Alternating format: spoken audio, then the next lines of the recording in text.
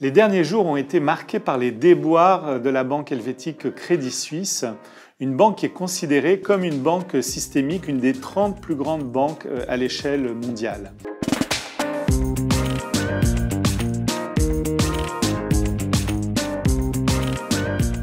La banque connaissait déjà des difficultés suite à plusieurs scandales financiers depuis quelques années. Elle avait subi une érosion très forte de ses dépôts en 2022 et une perte de plus de 7 milliards de francs suisses. Après l'intervention de la Banque nationale suisse la semaine dernière avec une ligne de crédit importante, on a finalement trouvé une solution plus pérenne avec l'adossement ou le rachat de Crédit Suisse par son grand rival UBS, avec les actionnaires qui sont mis à contribution mais qui gardent quand même une partie de la valeur de leur placement et malheureusement pour certains porteurs d'obligations, des obligations hybrides assimilées à des fonds propres et qui sont particulièrement spéculatives et risquées,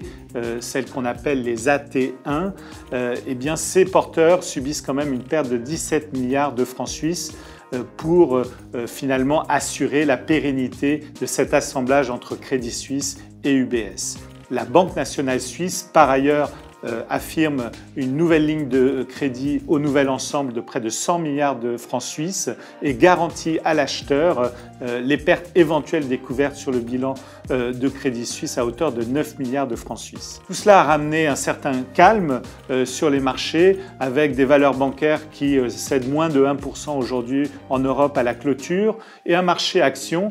qui retrouve des couleurs, qui est en hausse aussi bien en Europe qu'aux États-Unis. Aux États-Unis, on a quand même encore des inquiétudes sur le secteur bancaire, en particulier sur la First Republic Bank, la 14e banque américaine, qui est une banque régionale et qui est